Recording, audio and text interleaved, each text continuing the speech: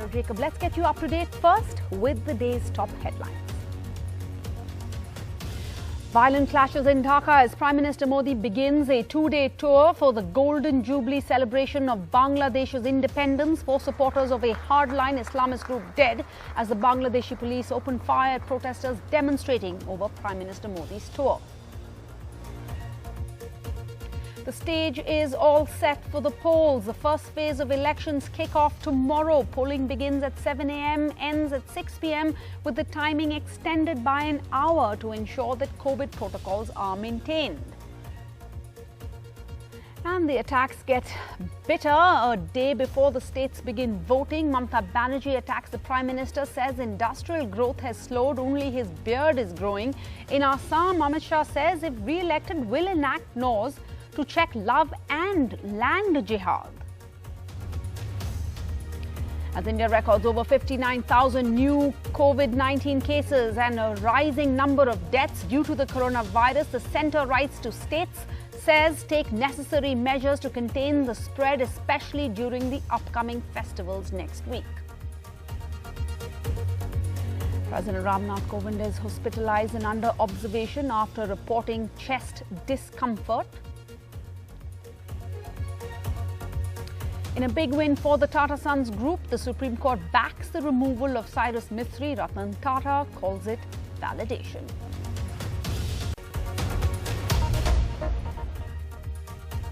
All right, the top story. Violent clashes in Dhaka have marred celebrations of the Golden Jubilee of Bangladesh's independence as the police fired tear gas and rubber bullets as a violent demonstration broke out over Prime Minister Narendra Modi's tour of Dhaka. Prime Minister Modi's two-day tour, his first abroad since the coronavirus pandemic began last year, caps Dhaka's 10-day celebrations already attended by leaders from Sri Lanka, Nepal, Bhutan and the Maldives. And NDTV's Kadamli is in Dhaka. She now joins us. Kadamli, so what do we know so far? 4 supporters of a hardline Islamist group are now dead. What details can you tell us? Well, the reports which we are getting, Sarah, here in Dhaka is that there was a skirmish here in Dhaka and near National Mosque in Dhaka, and some people have been injured, and also 2 journalists have been injured. This is the report some of the agencies are giving. Apart from that, there has been a violent clash in Chittagong, which is around 250 kilometers away from Dhaka, and in this report, it seems that some miscreants tried to attack the police station and tried to throw the situation out of control, but police fired the rubber bullets and tear gas shells, and the reports which are coming in is that 4 people have been killed in these clashes. But let me tell you that these protests have been happening ever since the date was fixed, ever since the PM was supposed to come here, PM Modi was supposed to come here. But this is one group which is protesting continuously, that is the Hifazat group, and they have been continuously protesting. Apart from that, apart from these protests and these skirmishes, which the police says is mostly in control, even Dhaka had seen last week, Dhaka had seen some protests, but now the program has gone, the celebration has gone. It was as it was intended. The last day of this program was today, where PM Modi was a special guest, and Sheikh Hasina gave a very emotional speech here, and remembered Indira Gandhi, and also said that India is a very close friend. So this is quite an important visit and significant in many ways. A special gesture by the Bangladesh Prime Minister, receiving Prime Minister Narendra Modi personally. The timing is both historic and significant. There are triple celebrations for the 50th anniversary of the Bangladesh War of Liberation, one of India's major military victories which severed Pakistan's diplomatic relations with India, as well as the centenary celebrations of the father of the nation, their Sheikh Mujibur Rahman. His daughter Sheikh Hasina has been the Prime Minister since 2009. Bangladesh की आजादी के लिए संघर्ष में, उस संघर्ष में शामिल होना मेरे जीवन के भी पहले आंदोलनों में से एक था. While Dhaka rolled out the red carpet, Delhi laid the groundwork on its spot, awarding the Gandhi Peace Prize to Rahman, who was assassinated in 1975, underscoring that this is PM's first visit abroad after the pandemic. And it highlights the priorities attached to what the PM called a friendly neighboring country. And Bangladesh is by far the biggest beneficiary of India's COVID vaccine diplomacy. Bharat को इस बात की बहुत खुशी है कि made in India vaccine Bangladesh के हमारे बहनों और भाइयों के काम आ रही है. The Prime Minister spelled out his vision of spirit of good neighborliness in this article. After resolving contentious issues like settling borders, he writes a future within grasp where both people can study and work effortlessly. Looking forward to the completion of an oil pipeline and a rail link between the two countries this year. Working to allow Bangladesh barges all the way to Varanasi. Our relations with India have now escalated to new heights. We laud Prime Minister Modi ji's neighborhood first policy. Sending vaccines for prevention of coronavirus to the neighboring countries, including Bangladesh, must be a reflection of that policy. There are many contentious or outstanding issues.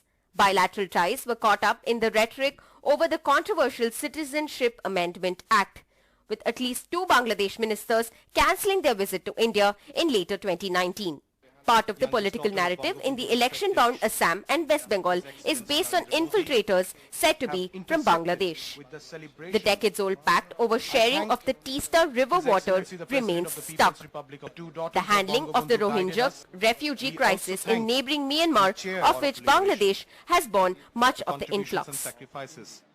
There seems to be a clear realization by India that even good bilateral relationships need to be worked upon, and that is what PM Modi's Bangladesh visit is all about. Building on historical ties, sorting out differences through dialogue and moving ahead together. Even Bangladesh wants this Shonar Adhyay or golden chapter to continue by the way it has honoured India in its celebrations on this momentous occasion. In Dhaka, Kadambini Sharma for NDTV.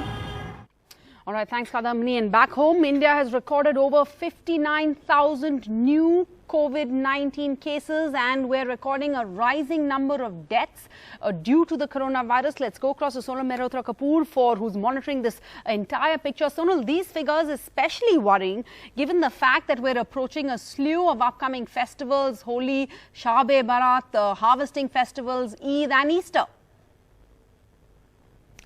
Well, let's look at numbers now and try and understand what is the story they are telling us about how bad really the COVID situation is in the country. I'm onto my wall now to bring you a better perspective on this. So this is a diagram that we've got for you in a graph that talks about the average daily deaths. Okay, cases, we keep talking about how they are increasing all the time, but the number of deaths, lives lost, huge matter of concern, right? So look at this number. On the 1st of March, we were roughly around 110. Cut to the 25th of March, from 110, we are all the way up to 226. We've almost doubled the amount of people who are losing their lives to this virus. Now, this is shocking because A, we have become over the time better at dealing with the virus, or so we thought. We have better equipment, better infrastructure, even the vaccine. So despite that, why are the number of deaths so high and so significantly doubling up in just 1 month? That is a matter of huge concern at this point. Apart from that, it's not just deaths, it's the cases as well. And if you look at this graph, really, this is government sourced, of course, on how the peak of cases is looking like. So the highest peak was somewhere around here in September. Remember the Diwali time? Remember the time all the weddings were happening? We had just unlocked the country. From that, we are here at this point, about 59,000 already. We'd gone down this much, but again, shooting up. And what a spike this is really. So net, our number of cases are up significantly going up even further. The reports that are coming out, especially the trends that are coming on from reports by SBI, etc., talking about how the next 100 days are going to continue being this way. And then the number of deaths, which despite all our efforts are significantly high. Certainly worrying numbers there. And now the news is that night curfew is to be imposed in Maharashtra from the night of the 28th of March. This has just been announced by Maharashtra's Chief Minister's office. This even as oxygen beds are being increased in the state, as instructions have been issued to hospitals to fill up on oxygen tanks. The government is estimating that by the 4th of April, active cases in the state will cross the 3 lakh mark. In Mumbai city alone, around 5,000 deaths, 5,000 cases, I beg your pardon, are being reported daily. And the big question on everyone's mind is whether a lockdown is imminent. For now, night curfew has been announced from the 28th. With Maharashtra reporting almost 36,000 new cases, the highest daily figure, the government says it will decide on a lockdown in a week's time. Chief Minister Uddhav Thackeray met all district collectors across the state to deal with the situation. Mumbai has seen over 5,000 cases in the last couple of days and officials are bracing for 10,000 cases a day. They say many patients need not go to the hospital. ये second wave है, हमें इसको accept करना चाहिए. हाँ, एक ही इसमें जो अच्छी बात है वो ये है कि ये वेव इतनी घातक नहीं है. ये वायरस इन्फेक्टिविटी ज्यादा है, फैलाता ज्यादा है, लेकिन मारक नहीं है. In Dharavi, Mumbai's most crowded slum, the focus of the municipality is to vaccinate the entire population. There are 10 vaccine booths for a population of 6 lakh. किसी को नहीं बोलता है कि तुम टीका बिका लगा, अलाउड नहीं है अंदर घुसने का. टीका बिका लगा के आओ, ये कि तुम्हारा उम्र हो गए लाए.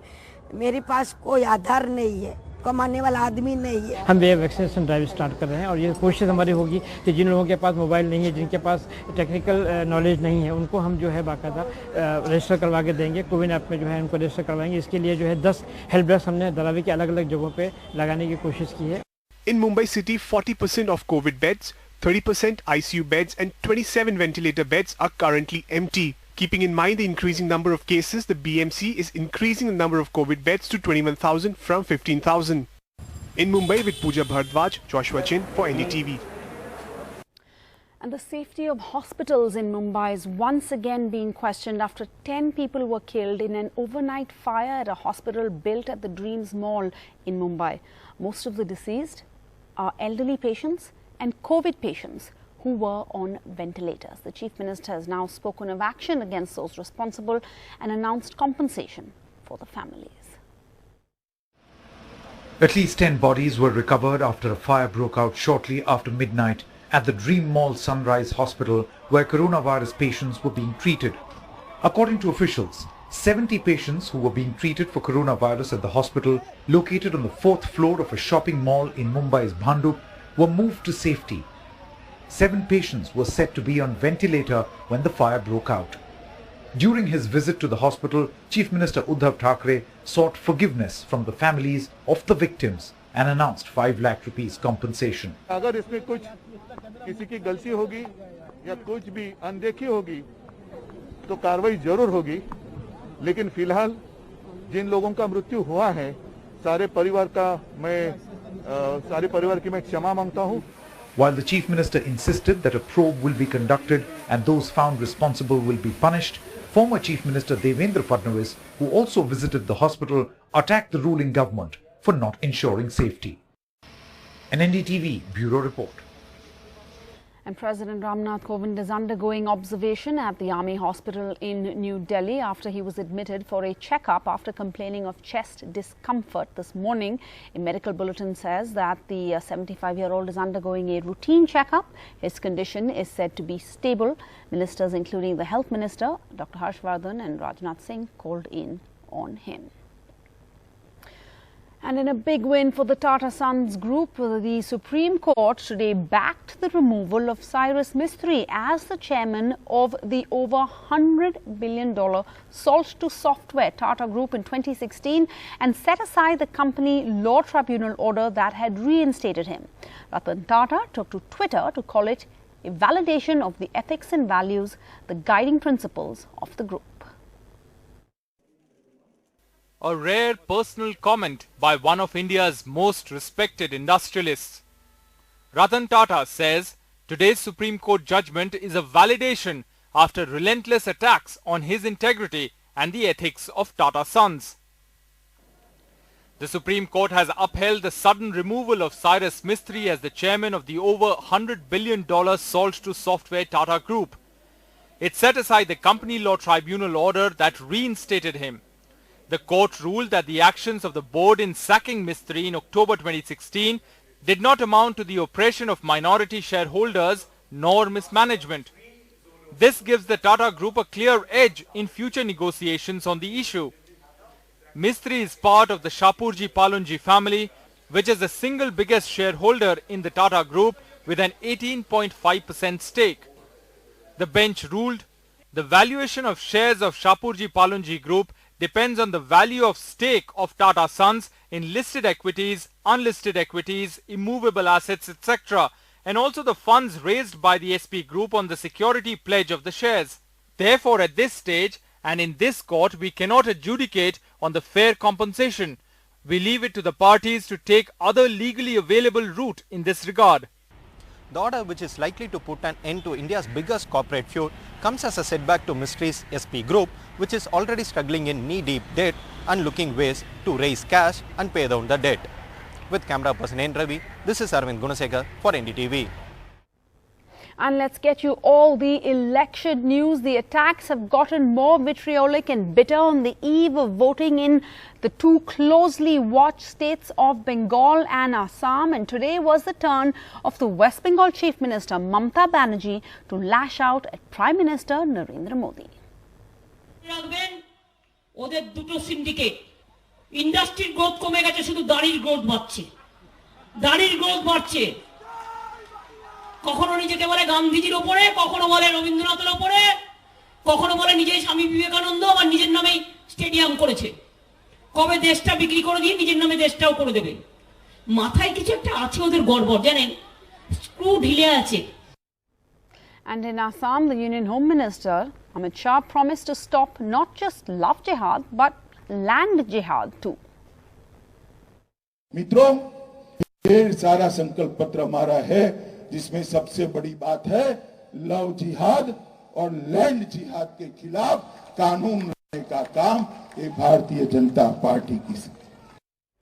And the stage is all set for the polls. The first phase of elections kick off tomorrow in Assam and in West Bengal. Polling begins at 7 a.m. It will end at 6 p.m. with the timing extended by an hour to ensure that COVID protocols are maintained. There are 30 seats up for grabs in Bengal, and it is a battle royale for 47 seats in Assam. Now, Ratnadeep Chaudhary joins us from Jorhat. Ratnadeep, this is a crucial phase for the BJP. Its landmark victory the last time round was based from this region. So they're hoping to get a lead in this phase that would be unsurmountable.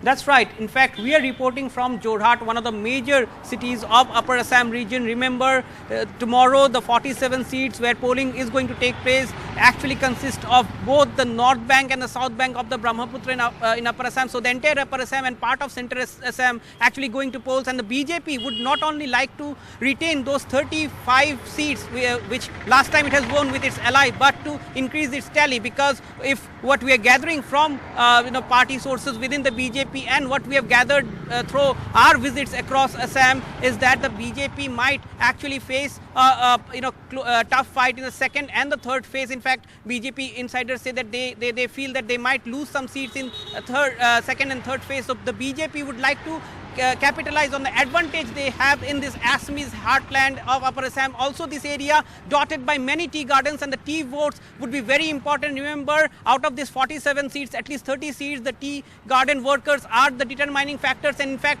in the run-up to the elections, we saw high-pitched campaigning by both the BJP and the Congress. Prime Minister Narendra Modi had visited Assam at least 7 times. Union Home Minister Amit Shah have held at least a dozen rallies, and Congress leader Rahul Gandhi was here twice. Priyanka Gandhi Vadra, the General Secretary of the party, was here twice. So just goes to show how important Upper Assam is. In fact, if we look at history of polls in Assam, whoever takes the advantage, takes the lead in Upper Assam, does well in Upper Assam, goes on to form the government. And this time around, the BJP would like to not only retain Upper Assam but increase its tally, whereas Congress and its ally would like to regain some of the grounds. All right, you have a long day ahead of you, Ratnadeep. We'll get back to you early in the morning as those polls get underway. Thanks for now.